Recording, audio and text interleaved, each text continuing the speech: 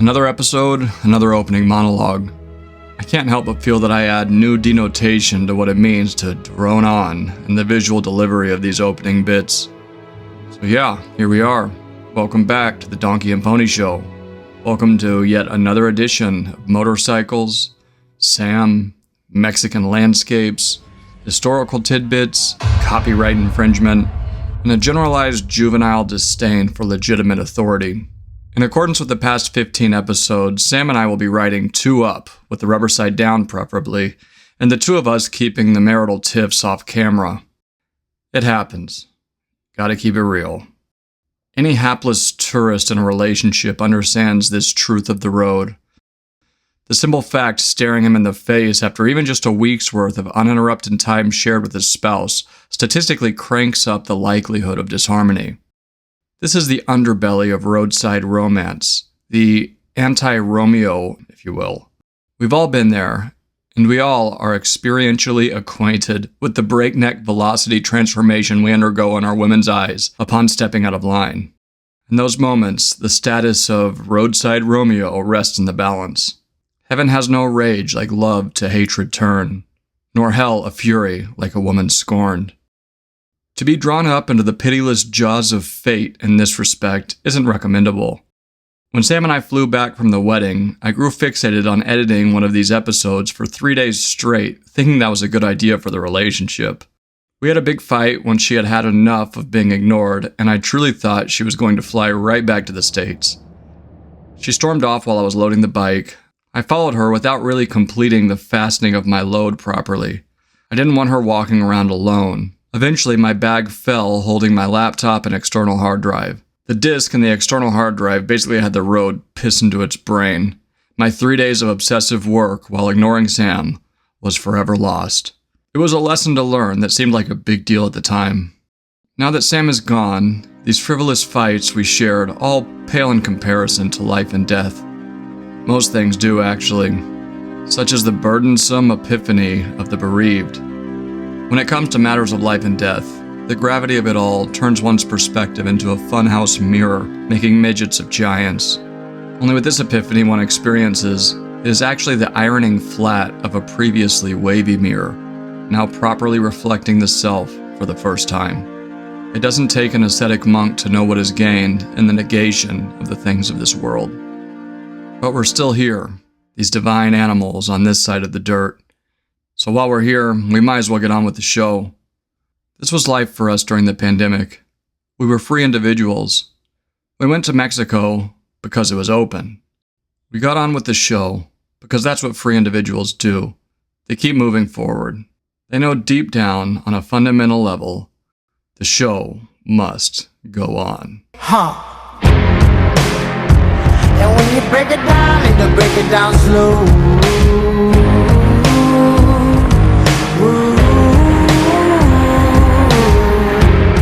And when you let me know, let me really know.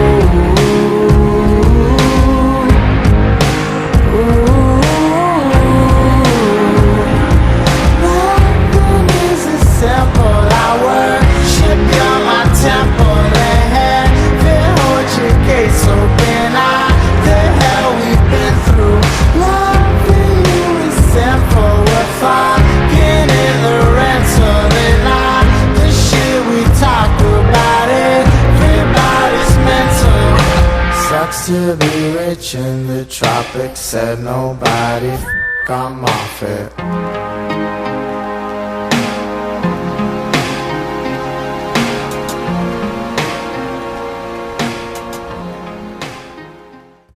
So today is our good friend's wedding. Travis is the videographer, and I'm just looking fly.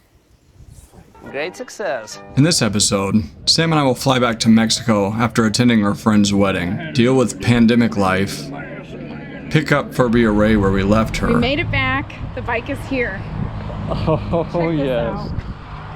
Sweet, sweet Furby Array. And then we'll be riding along the Mayan Riviera where we hit a couple of beautiful cenotes and camped at our very own, just next to a garbage dump on fire.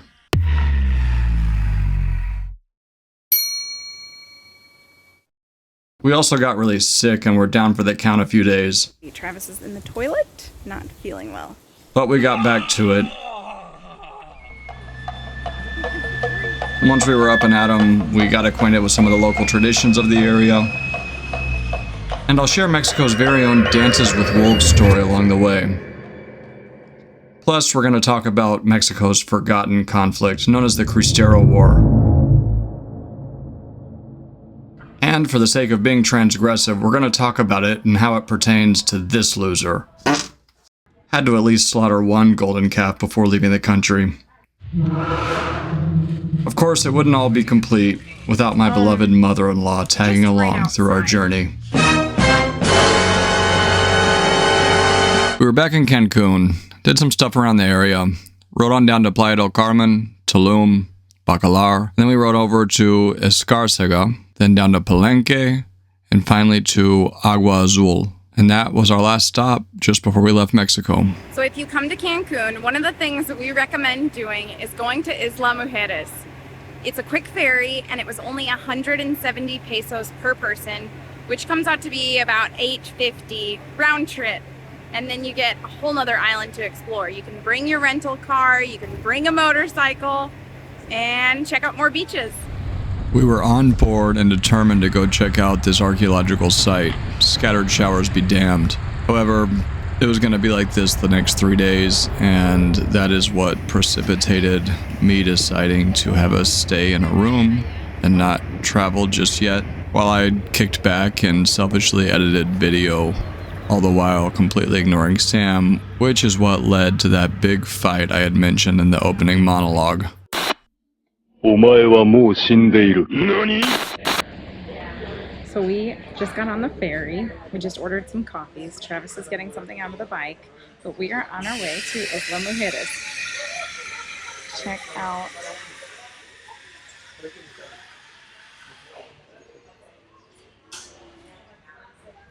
swanky. The Yucatan Peninsula has some wild first contact stories between the Spaniards and the Maya people. The age of exploration bears some accounts seemingly written in the same hand of Dances with Wolves. I speak of the case of Gonzalo Guerrero.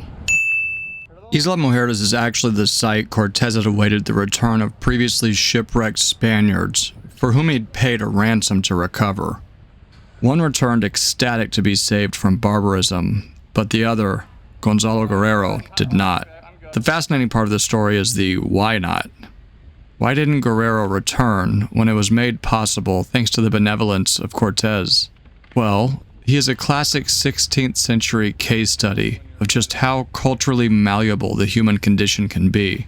The man is the genuine article of what one may refer to when saying someone has, quote-unquote, gone native. His life and struggle against his own people became symbolic of indigenous resistance. Culture influences people, but the individual ultimately gets to choose whether to follow the influence of their culture or not. Life is full of choices, and as free individuals, we all possess agency at any turning point we may face. In 1511, Guerrero and 15 other sailors were shipwrecked on the shallows of Jamaica after a tropical storm taking them off course. Only 10 survived on a makeshift raft before being spotted in the Yucatan. It's believed some of the survivors, just to get there, survived by cannibalism.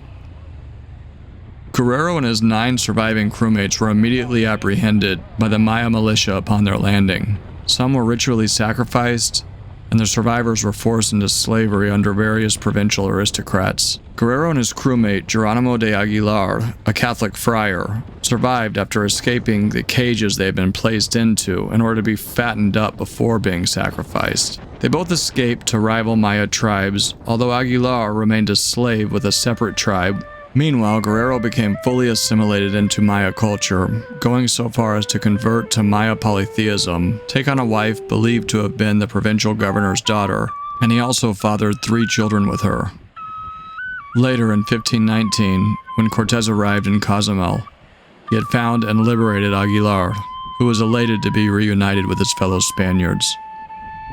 Oh, and by the way, the entire time that Aguilar was held captive, his mother was back in Spain, believing her son had fallen victim to cannibalism.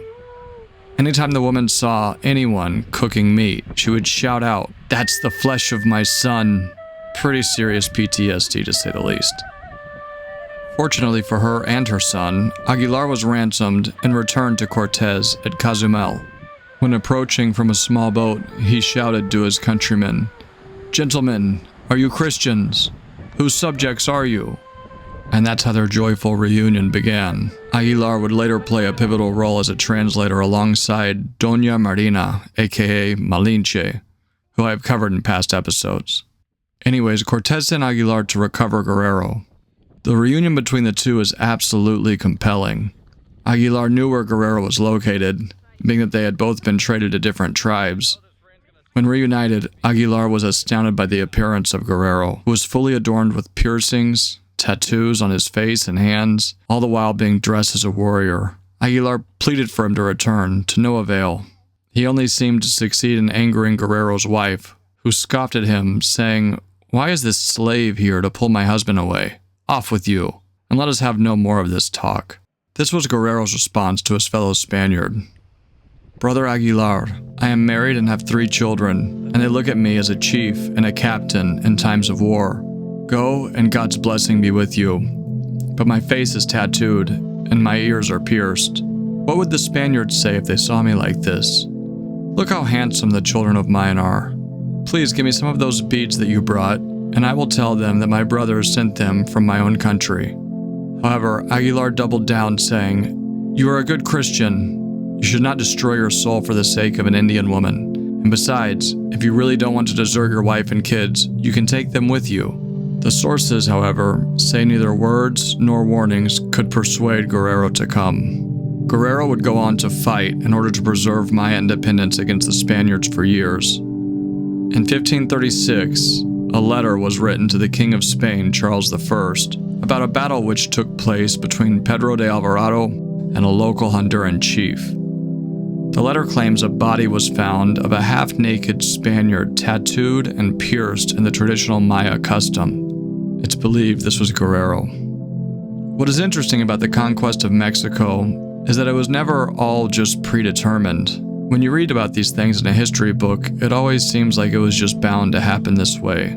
Like concrete, already set, but not even seeming like it was once mixed together. There were different Spaniards and different natives who made their own choices.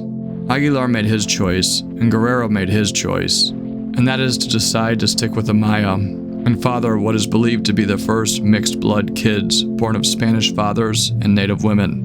Really, what was later to become the modern mestizo race in Latin America to this day. The story definitely tells something interesting about the meaning of race, ethnicity, and identity. Clearly, nothing is a given when it comes to humans and their free will.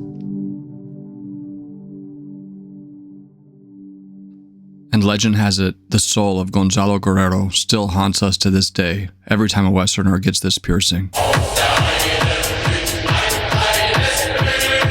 May God have mercy on our souls. Anyways, it was high time to hit the road again with good old Furby Array. It was hot as hell, but we still had one another, and we had not destroyed our souls for the sake of an Indian woman.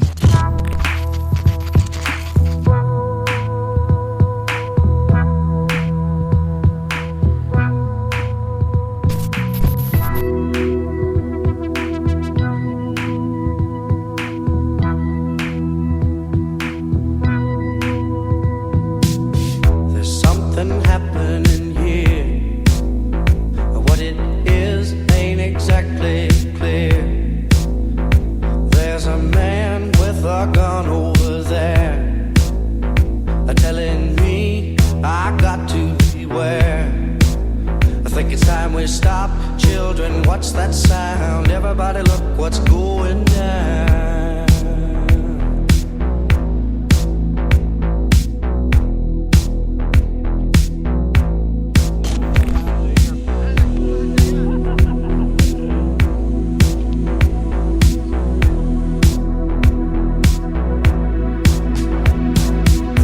There's battle lines being drawn, but nobody's right if everybody's wrong. Young people speaking their minds against resistance from behind. Anytime we stop, hey, what's that sound? Everybody look what's going down.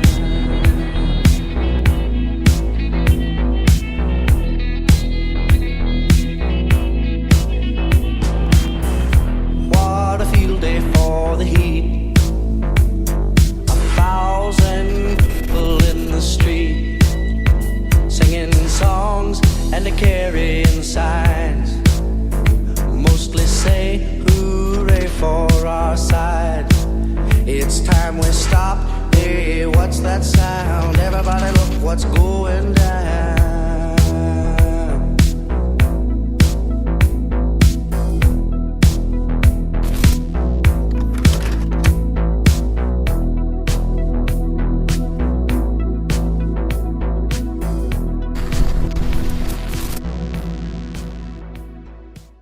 We'd made it to Gringolandia, aka Tulum, and stayed at this hostel here. It seems that they had these rooms that were fabricated straight out of like drainage pipes of some sort. And of course, Sam had her morning talk with the family and our beloved Christimni. We hung out for a bit, enjoyed the place, had some breakfast, played with the dog.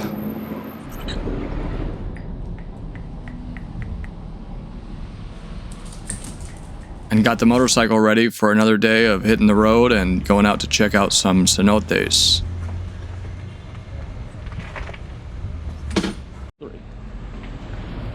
Thank you. More. There we go. Okay, thank you.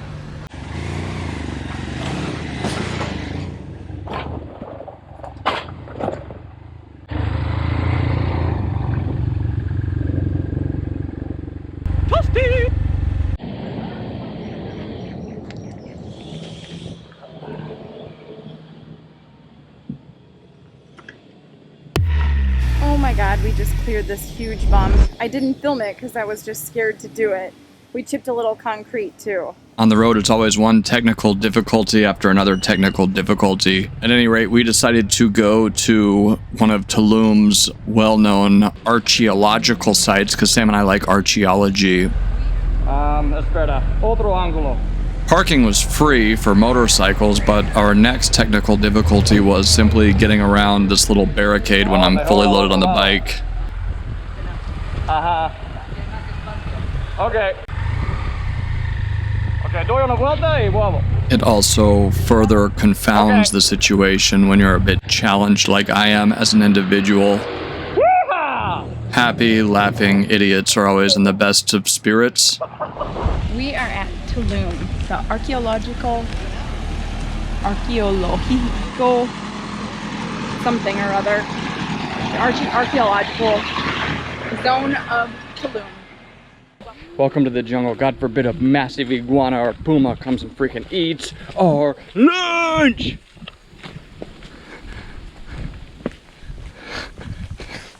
I'm enjoying it. Tanca translates to the center of town in Yucatec Maya. The site is an ancient Maya settlement inhabited as early as the pre-classic period, which spans back as far as 300 BC, making it one of the older populations in the region. Mexico's National Institute of Anthropology and History continues restoration work here. You can see inside these little temples, you can almost see there's some red hue to it. It's very bittersweet editing these videos with Sam and I. It's been over 2 years since we lost her. These are moments of us, suspended in time, I'm now grateful I captured. All about the shot. Vamos a la playa. Vamos a la playa y después comida. As time has passed since our last real conversation in this world, it is easy for the nostalgia to illuminate every memory of her, from the good, the bad, and the indifferent. I can see how easy it is to have my emotions airbrush over the blemishes of our relationship, and her as an individual too. Consequently, it can strip away some of her humanity if I'm not careful. It would be easy to make her a sort of icon, or deify her and add her to some sort of feminine pantheon in my mind. Making her iconic would be selling her short though. It would be a mistake. Sam was a human who once lived and breathed and shared a marriage with me, with all its concordant troubles and imperfections. Sam was a human being, and it's only right I remember her that way. She was beautiful in so many very human ways, and she literally saved my life more than once. I must not venerate her as though I were some sort of Don Quixote with his untenable Dulcinea now that she's gone. What we once had, and what we shared, were all the joys and misgivings of any relationship, because what we had was real. What we shared was spiritual, therefore sacred. At the same time, on an existential level, we shared in an authentic, painfully beautiful, and soberingly time-sensitive human experience as husband and wife. Editing these videos in what was once our shared home, and watching all these little clips, reminds me of that. It reminds me she was a human being. To be an icon would actually be less than.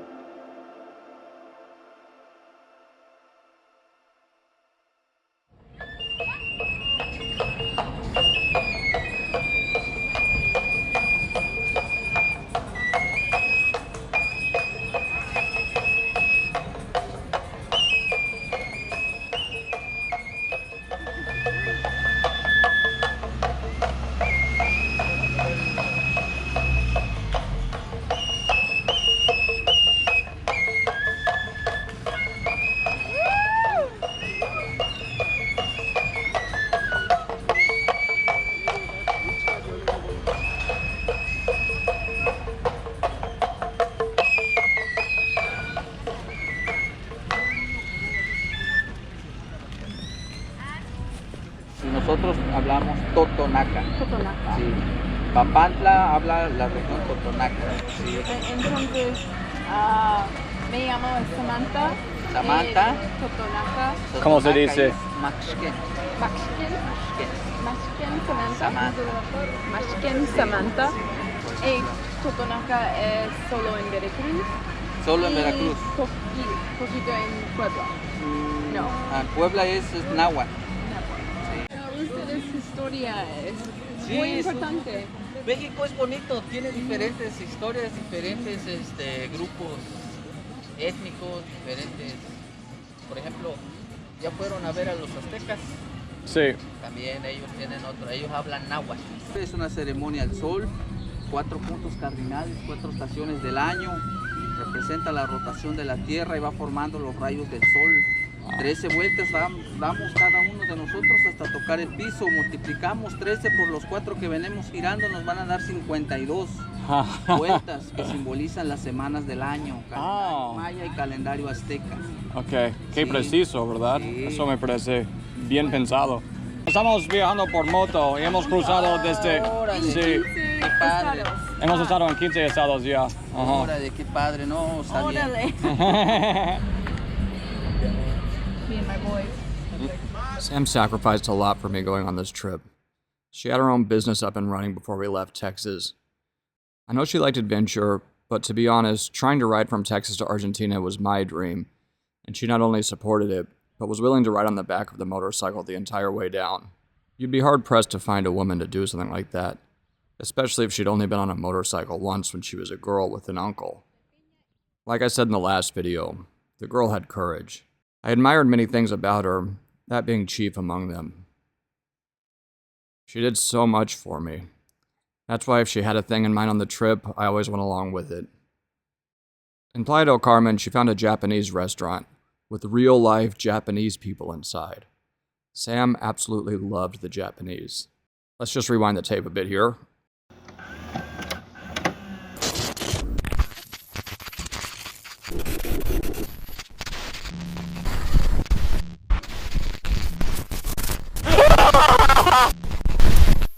Here we are. Look at that smile.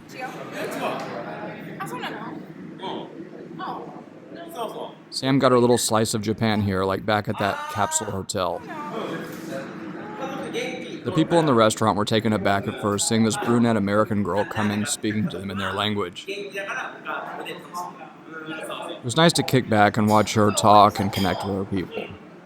And she truly viewed them as her people.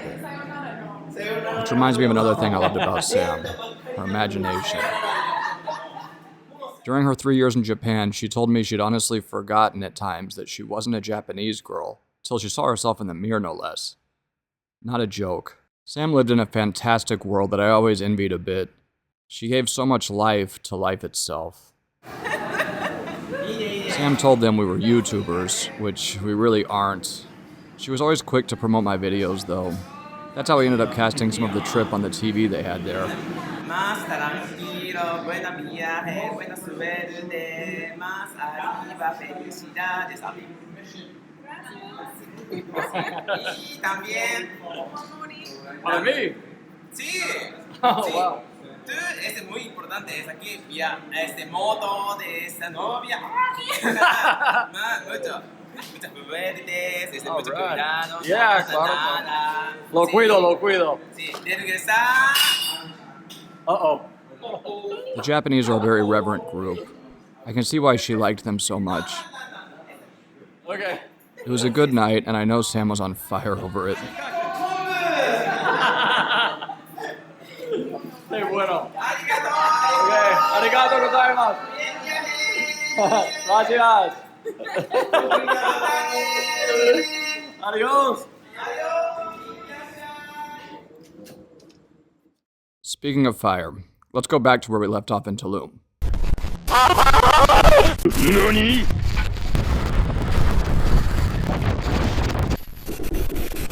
On this particular night, we'd driven out of town, and we were looking for a place to camp. I saw a sign for a cenote as the sun was going down. We followed it down some back roads and had to ask for directions from some workermen living in those humble homes that looked like they were made out of scrap lumber. This was the working class area outside of Tulum, non-photogenic, non-social media clout boosting site. This is where the men lived who built Tulum. The sun was just setting when we came upon a garbage dump on fire. I was riding through a path that I assumed was the right direction, flanked by burning garbage on both sides. Sam caught a bad vibe and told me to turn around, so I was in the process of doing so when a boy on a bicycle nonchalantly rolled up, interested in us. I asked if the cenote was near, and he said we'd almost arrived. I pointed Furby Ray's nose in that direction, and we carried on.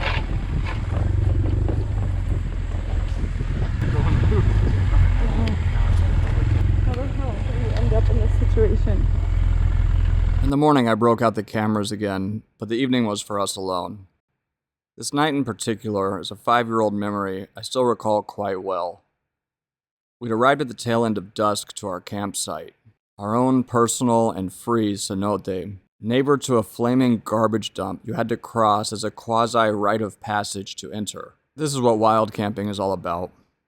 We pitched the tent, bathed in the refreshing water, then laid down on our inflatable mattresses. The heat isn't so bad at night when you're fresh and clean. I remember holding Sam and looking at the night sky reflect the dancing flames of the incendiary dump we had as a neighbor. Small wonder why this cenote's free. Didn't matter though, we had the place to ourselves, we had each other, and we had the occasional pop of the exploding aerosol cans to serenade us. I know most women wouldn't agree, but to me, this brand of romance was top shelf. Travis, what are you doing? Taking a poo on a heap of seaweed, some trash. All right, check it out. We drove literally through a dumpster fire, a massive heap of burning trash last night while we were looking for a place to camp. They were cool, let us camp here right next to our own little private cenote. I thought we were going through hell, and then we just wound up in paradise.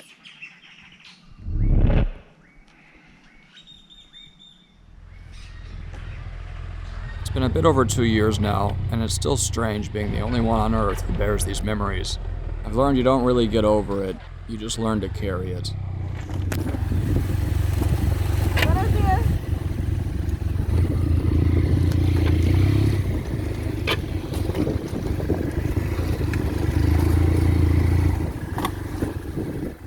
We rode on, continuing down the coast to Bacalar. This would be our final stretch riding down the Mayan Riviera. No better way to top it off than getting good and sick for a few days. Sam ate this, and I had a bocadillo that had mayonnaise on it for lunch. Then, like a fool, I let it sit out a bit before finishing it. I even shared a little bit with Sam. Huge mistake. It got her too. But I ate most of it. The hell to pay for my sins wasn't due until midnight.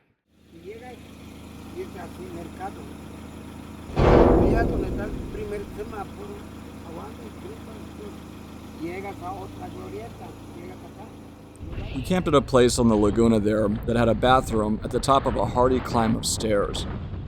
They called it El Reto del Pirámide Maya, or the Mayan Pyramid Challenge. At the stroke of midnight, I took that challenge on hard mode. When we laid down for the night, I was feeling fine. The people running the site were playing host to some lunar pagan party kind of nonsense, new age crap.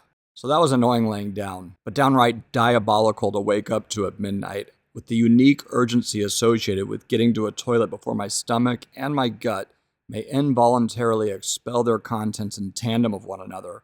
I unzipped our tent in true desperation and took on the Mayan challenge with ironclad determination. Praise the Lord, I made it in time to release the carnage within. Once I was done, the scene was adjacent to a pre-Hispanic, Mesoamerican human sacrifice altar. Truly unforgettable. These two most memorable nights, the night of romance and the night of restrained projection of bodily fluids, along with the Mayan Pyramid Challenge, were serendipitously back-to-back during our last days in Mexico. We took some days to recover. You really don't know how close you are with anyone until you've been sloppy sick together. We recovered though, and it was back on the road, back to riding Furby Array and flying the drone surrounded by a bunch of Mexicans.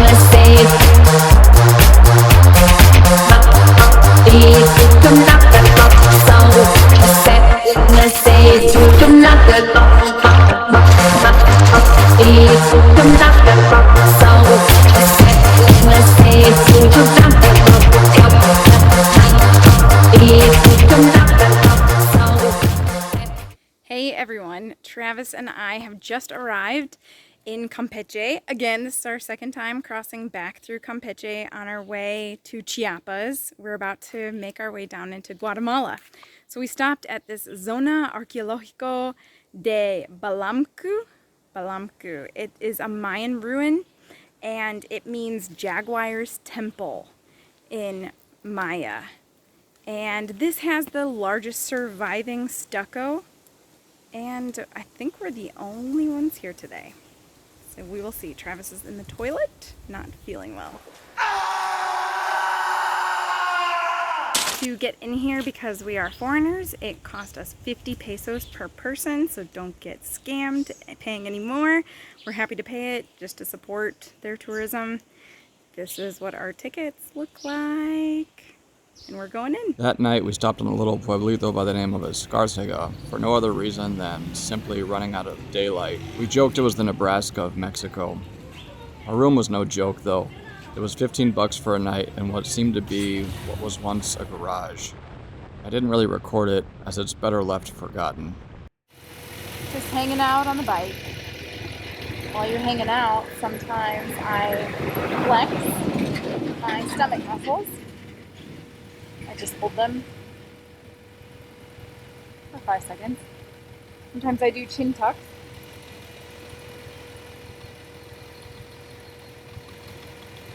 I hope you can see that. I'll do stuff without the helmet on so you get a view. We're just waiting in the construction with cars behind us and in front of us. Oh, there's a cute little girl here too.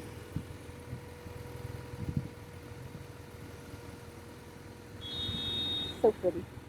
The next day we went to Palenque, which was a 3-hour ride from Nebraska, Mexico. I've lost most of the footage I shot there, so I'll use Sam's camera from her Google Photos online as we make our way through Palenque and continue our way south to Chiapas and the border. In Spanish, the word Palenque means palisade or an area enclosed for entertainment, such as cockfighting. It can also just simply mean a market, like in the Philippines, where they spell it slightly different, where they sell fresh produce, meat, and fish. We didn't hire a guide, but I briefly spoke to one by the entrance. He reminded me of an interesting tidbit from the dim reaches of history, counter to the mainstream idea of the ancient past. Everything he mentioned sounded familiar, actually. It was just interesting to hear from an official guide there as we stood by the entrance. If you go back to prehistory, so going back even before the Olmec civilization, there is an idea of the Great Ocean serving as more of superhighways than barriers to entry. The pre-Columbian transoceanic contact theory, which mainstream science largely categorizes as fringe or pseudo-archaeological. So take it with a grain of salt, really. What this guide was probably influenced by is known as the Tin-Lost Tribes theory, which is basically the fact that early European observers were unable to believe indigenous peoples could build such grand structures and speculated that Palenque was built by ancient Romans, Phoenicians, or Hebrews. When it comes to the Americas, there is evidence of the Norse making it to Canada and the Polynesians interacting in South America before Columbus. But that's all we got. Whatever may have actually happened, I've always found it compelling to entertain these ideas that pre-exist even the ancient Sumerians, as we are a species with collective amnesia. I will say it's better to practice some humility in these topics, being that the vast majority of human history is lost. For an immeasurable amount of time, humans survived ice ages, developed languages, and built complex social structures. But these only left archaeological echoes, like stone tools and cave art, rather than specific names or stories. This is what we know as silent prehistory. All lost, just like my footage from that day in Palenque.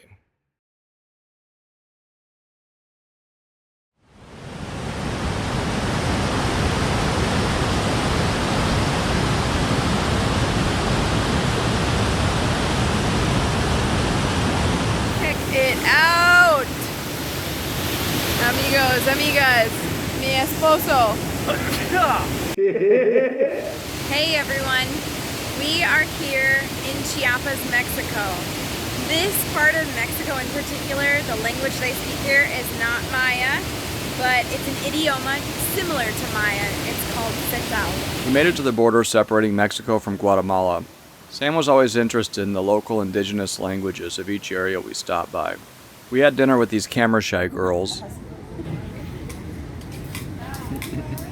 and Sam got to do what she loves most with new people, introduce them to her family. She said, "You're really beautiful, Mama."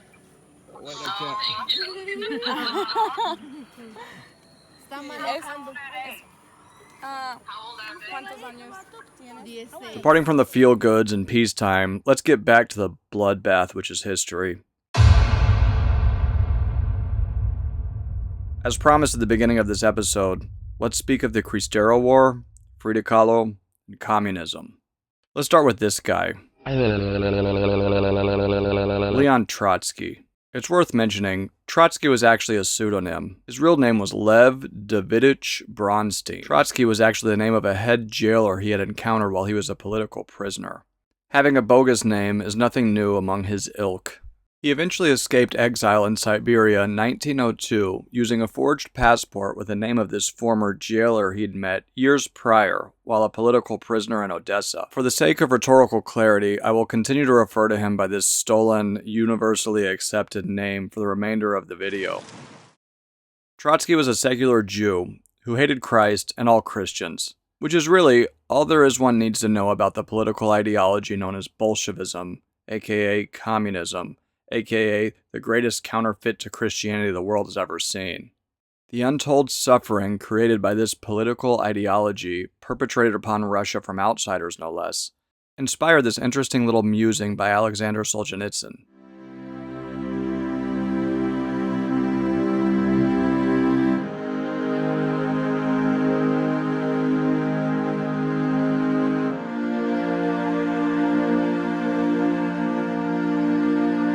what does that have to do with Mexico or Frida Kahlo? Well, degenerates Kahlo and Diego Rivera played host to Trotsky in Mexico following his exile from Russia on account of his opposition to Joseph Stalin's policies following the death of Lenin. Trotsky and Kahlo committed adultery together while both of their spouses were sleeping under the same roof.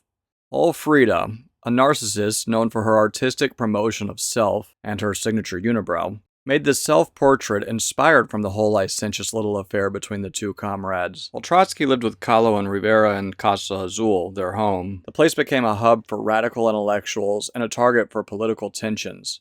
He later had a falling out with Kahlo and Rivera and moved on to his own place. There was one unsuccessful assassination attempt for Trotsky's life when some assassin tried riddling him with machine gun fire at his home. But 3 months later, he was literally axed by a Spanish communist and NKVD secret agent to Stalin, and every last one of them, dating all the way back to their beloved Dirty Santa Claus granddaddy, have all been incorrigible losers of the lowest order. One look into their lives, and you find no virtue, no genuine, heartfelt attempt to embrace the good, the true, and the beautiful. These people were sordid at worst and misguided at best. Always judge a tree by the fruit it bears. Kahlo was even buried with a sickle and hammer on her casket, a true dyed-in-the-wool red. I'm not the kind of critic who throws the baby out with the bathwater by saying her art was terrible. She clearly made a contribution to Mexican arts that continue to this day. Rivera's work was far better in my opinion, though. I could try and cut them both some slack for their communist sympathies because they lived at a time before the world knew just how genocidal the ideology was. However, most hardcore communist ideologues are unyielding and practice a sort of shameless, willful blindness when forced to answer for the objective reality of just how many deaths it perpetrated, even now in the year of our Lord, 2026. The starry-eyed adherents to the ideology are invariably allergic to historical fact. If Kahlo were here today, she'd probably be protesting ICE or burning down LA or tearing down a statue or some crap. Kami's gonna Kami, always and forever. What does this all have to do with the Cristero War? Well, ideology. That's what it has to do with it. Ideology is all that's necessary to bring about an apocalyptic amount of Christian bloodletting in the world, as easily proven in Russian history alone. What really animates societies isn't just ideology. That doesn't go far enough. Ideology is a second-order abstraction to faith. Religion is what animates societies. Everything is theological in the end. Modernity could be defined in the West as either knowingly or unknowingly adopting a moral framework of secular humanism, vaguely guided by Christian values. Thanks to this worldview, it is no longer in fashion to speak in these terms, but all the political ideologies that came to fully bloom in the 20th century each carry their own respective idol: Nazism, race; liberalism, the individual; fascism, the state; communism, class. The latter there, that's the holdover we are still dealing with after the fall of the Soviet Union. Marxism had to morph and mutate to stay alive after the fall of the USSR. Lucky for us, the cultural Marxists of today trace their stateside proliferation back to the 60s, when academics like Herbert Marcuse brought the ideology here and just slapped on a new paint job in the form of critical theory. Any nitwit academic can easily conflate class with race or gender and postulate the same power dynamics as before. The brainworm idea can survive the death of its predecessor within the safe walls of the American university system. The failed philosophy that gravely mistakes human nature leapfrogged over to us from a failed state, a state that attempted to kill God.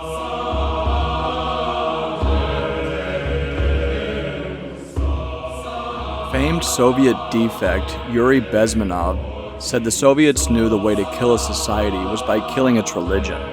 In that respect, it's not just ideology, it's really theology. The Cristero War was nothing short of just that. The Forgotten War took place right after the Mexican Revolution, which was very anti-clerical in character. The Mexican War had overthrown a dictator, but the fight for the soul of the nation was far from over. In 1926, the Mexican government tried to kill the Catholic Church. This was actually par for the course, though. Anytime left-wing ideology became a militarized force anywhere in history dating back to the French Revolution, Christian blood was spilt.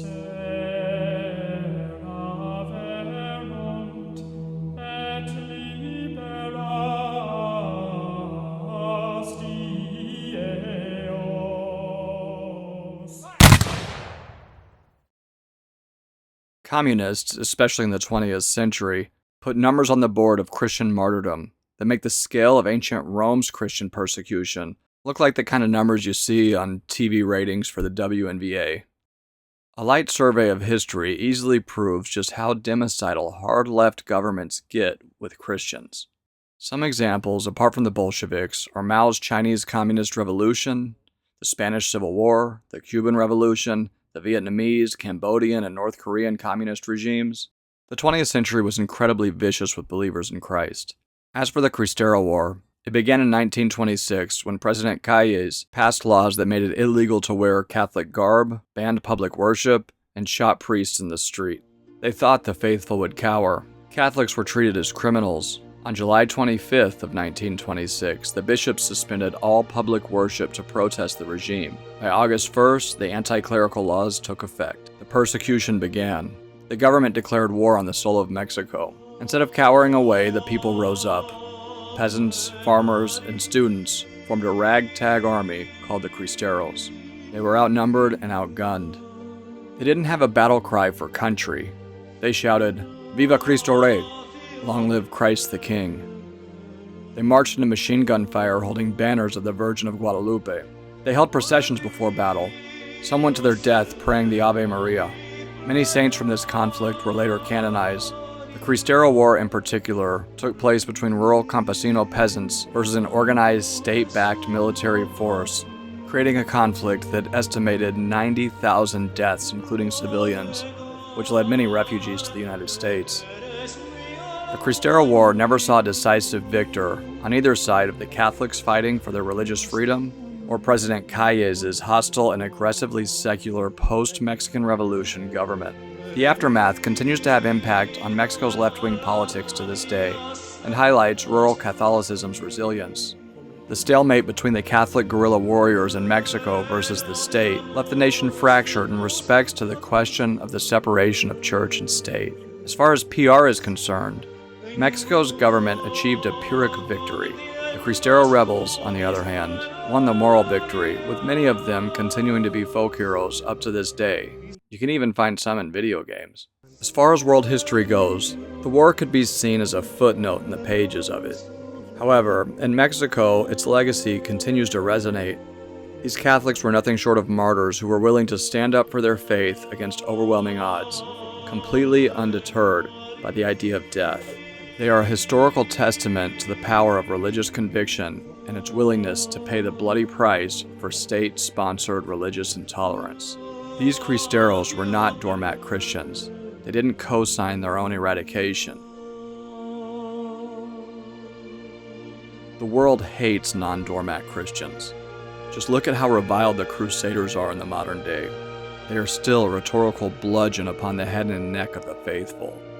For the Cristeros, the Mexican anti-clerical revolutionary decree was straight out of the Old Testament in calling them to beat your plowshares into swords.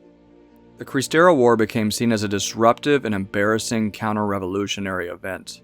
A pact of silence was created when the 1929 arreglos, or arrangements, ended the main hostilities, which included the church ceasing its public criticism of the government. In exchange, the government agreed to leniently enforce its anti-clerical laws. Government-controlled education also blotted it out of the Mexican conscience. For decades, the Mexican school system largely omitted the Cristero War from its history curriculum, ensuring that younger generations would not learn of it.